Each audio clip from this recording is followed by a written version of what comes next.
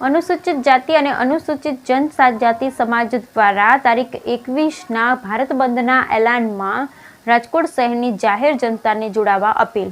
જય ભારત સાથે જણાવવાનું કે આપણો દેશ એ બિન સાંપ્રદાયિક દેશ છે। ભારતીય બંધારણ દ્વારા તમામ ધર્મ, જાતિ, સંપ્રદાયના લોકોને પોતાના બંધારણીય અધિકારો સાથે ગૌરવપૂર્ણ જીવન જીવવા માટે છૂટ આપવામાં આવેલ છે। ભારતીય બંધારણના ભાગ આપવામાં આવેલ છે, જેમાં આર્ટિકલ 15(4) ભારતના સામાજિક રીતે પછાત વંચિતો માટે કેન્દ્ર સરકાર તથા રાજ્ય સરકાર વિશેષ જોગવાઈ કરવાની રહેશે અને તેની યોગ્ય વિકાસ માટે કાયદાઓ ઘડી શકશે। ભારતીય પૂર્વ પ્રણાલી અનુસાર સમાજના અમુક વર્ગોનું શોષણ થવાને કારણે તેઓ વંચિત રહી ગયેલ છે।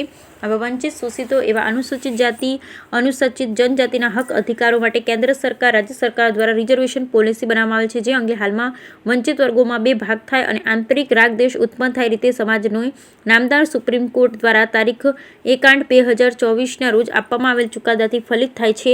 એક તરફ સામાજિક સમાનતા અને બીજી તરફ આ પ્રકારના ચુકાદાથી અનુસૂચિત જાતિ અને જનજાતિમાં સામાજિક વર્ગીકરણ થશે, જેથી આ એક ભારત શ્રેષ્ઠ ભારત અને મૂળભૂત બંધારણીય અધિકારોથી વિરુદ્ધ હોય, જેને અયોગ્ય ઠેરવવા માટે તારીખ 21/8/2024ના રોજ સામાજિક સમાનતાના ભાગરૂપે ભારત બંધનું એલાન જાહેર કરવામાં આવ્યું। આ બંધ જોડાવા રાજકોટ શહેર જિલ્લાના તમામ લોકોને અપીલ છે। રાજકોટ શહેરના તમામ દેશપ્રેમી જનતાને બે હાથ જોડીને વિનંતી કરવામાં આવે છે કે આવતીકાલે બુધવારે બપોરે 1 વાગ્યા સુધી આપણા તમામ વેપાર, ધંધા, રોજગાર, દુકાન બંધ રાખી અમારી ન્યાયિક લડતમાં સહયોગ આપશો જી। રાજકોટ શહેરના જિલ્લાને સર્વે અનુસૂચિત જાતિ જનજાતિના સમાજના રાજકીય, સામાજિક આગેવાન, અગ્રણી, વડીલો, ભાઈઓ, બહેનો, ખાસ ભીમ યોદ્ધાઓને આવતીકાલે તારીખ 21/8/2024 બુધવાર સવારે 10 કલાકે હોસ્પિટલ ચોક ડોક્ટર બાબા સાહેબ આંબેડકરની પ્રતિમાને ફુલહાર કરી રેલી સ્વરૂપે રાજકોટ કલેક્ટરશ્રીના માધ્યમથી દેશના રાષ્ટ્રપતિશ્રીને આવેદનપત્ર આપવા મોટી સંખ્યામાં જોડાવા નમ્ર વિનંતી સાથે આહવાન કર્યું છે। જય ભીમ, જય ભારત, જય સંવિધાન, જય જોહાર। અપીલ કરતા સમસ્ત અનુસૂચિત જાતિ અને અનુસૂચિત જનજાતિ સમાજ। Bureau report Bhimjibhai Bhajkotar. જય આદિવાસી, જય મૂળનિવાસી, જય સંવિધાન।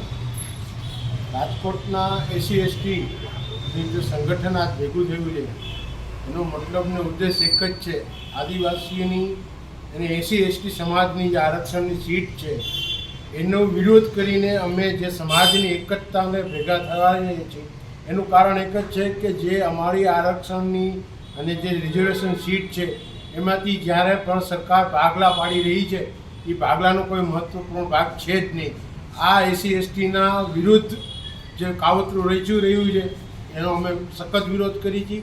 આવનારા દિવસોમાં ભારત બંધનું એલાન છે, એ ભારત બંધના એલાનના સમગ્ર આદિવાસી સમાજ, ભીલ સમાજ અને SC/ST સમાજ અને અન્ય સમાજ પણ આમાં જો સામેલ થશે તો અમે એને સ્વીકારશું અને આ આરક્ષણનો વિરોધ અમે છતાં સરકારે જે કાવતરું રચ્યું છે એનો અમે સખત વિરોધ કરી છે અને ભારત બંધને એલાનનું અમે પાલન કરીશું અને સમગ્ર સમાજ એક બાબા સાહેબ આંબેડકરના રાજકોટના નીચેમાં એકત્રિત થઈ એક ઝંડા નીચે કામ કરશું અને એને દેશના અંદર પ્રભાવશાળી વ્યક્તિ તરીકે અમે દેખાડશું કે અમારી સમાજના વિરોધમાં તમે જે પ્રદર્શન કરી રહ્યા છો હાઈકોર્ટમાં, સુપ્રીમ કોર્ટમાં, એ તદ્દન ખોટું છે। 4000 વર્ષોથી અમને ગુલામી તરીકે તમે રાખ્યા છે, એ વિરોધી તમે આજે ખાલી 70 વર્ષમાં તમારું બેકાબુ દેહી દેખાડી છો, એની ઓકાત તમારી એટલી જ છે અને આથી વિજુસ નથી। તમે એવું હોય ને તો રાજકીય આરક્ષણ સીટો અમારી ખાલી કરો અને તમે અમારા થકી ચૂંટાવજો, દેશ અમારા થકી બનાવો છો, બીજા થકી નથી બનાવતા। અમારી સીટ ઉપરથી તમે બનાવીને તમે હકદાર બનો છો, અમારી સીટ ઉપર અમારો ખુદનો અધિકાર છે। રાજકીય આરક્ષણ બંધ કરો, અમારે એ નથી જોતું। પંચાયત રાજ કેમ તમે ખતમ કર્યું છે, શું લેવાના, એના પર મુદ્દે બોલો। તમે 6ઠી યુનિવર્સિટી, 5મી યુનિવર્સિટી અમારો હક અને અધિકાર છે। આજે અંગ્રેજી કાયદો બનાવ્યો છે, તમારામાં કોઈની ઓકાત નથી કે એને ખતમ કરી શકશો। જો તમારામાં ભારત સરકારમાં માનવતા જેવી વસ્તુ બની હોય ને તો બુદ્ધાય ધર્મ અપનાવો અને આદિવાસી ધર્મ અપનાવો તો જ તમારું પ્રગતિ થશે। બાકી આ ભારતનો તમે વિનાશ કરવા પેદા થયા જ છો અને બની જ રહ્યા છો। જય આદિવાસી, જય મૂળનિવાસી। જય ભીમ, જય આદિવાસી, જય જોહાર, જય સંવિધાન। મારું નામ ડીડી સોલંકી, યુવા ભીમસેના સંસ્થાપક। આજે સમસ્ત અનુસૂચિત જાતિ જનજાતિ દ્વારા અમે તમામ સમાજના લોકો રાજકોટ શહેર જિલ્લાને વિનંતી કરીએ છીએ અને અપીલ કરીએ છીએ કે આવતીકાલે 21/8/2024ના રોજ બુધવારે જે સમગ્ર સમાજે ભારત બંધનું જે એલાન કર્યું છે એમાં અમારું સમર્થન છે અને રાજકોટ સમાજે પણ બહોળી સંખ્યામાં આમાં સમર્થન આપવાનું છે અને તમામ સમાજના જે વેપારીઓ છે, જે લોકોની દુકાનદારો લોકો છે, તમામને પણ અમે બે હાથ જોડીને વિનંતી કરીએ છીએ કે આવતીકાલે અમારા હક અધિકારની લડાઈ છે કે અનામત અમને જાતિગત જે વ્યવસ્થાઓ છે જે અસમાનતા છે એના લીધે મળી છે, નહીં કે અમારે આર્થિક બાબત અમારે દૂર કરવા માટે. આર્થિક બાબત દૂર કરવા માટે, પૈસાવાળા બનવા માટે અનામત નથી મળી. અમને સરકારની અંદર અમારું પ્રતિનિધિત્વ ટકી રહે, સરકારની અંદર અમારા માણસો એસસી એસટી સમાજના લોકો પહોંચે, અમારા હક અધિકારની બાબતની ચર્ચા કરે, અમારા અધિકારની વાત રજૂ કરે અને અમારા હક અધિકારો જે સંવિધાનની અંદર અમને આપ્યા છે એ લાગુ કરવા માટે એ લોકોને બેસાડ્યા છે. પણ જે કાંઈ રાજકીય અનામત જે ખતમ કરવાની હોય, રાજકીય અનામત કોઈ ખતમ કરવાની વાત નથી કરતા, કે એમાં જે રાજકીય અનામતવાળા જે પાર્ટીના વફાદાર થાય છે, સમાજના વફાદાર નથી થતા. પાર્ટી કે એટલું જ કામ કરે છે. એટલે અમારે રાજકીય અનામત ખતમ કરો અમારે નથી જોતી. અમારે તો જે શિક્ષણની અંદર, રોજગારની અંદર, સરકારી નોકરીની અંદર જે અનામત છે અને સુપ્રીમ કોર્ટના જે જજો છે, હાઈકોર્ટના જજો છે, એમાં પણ અમને અનામત આપો, એ પણ અમારી માંગણી છે.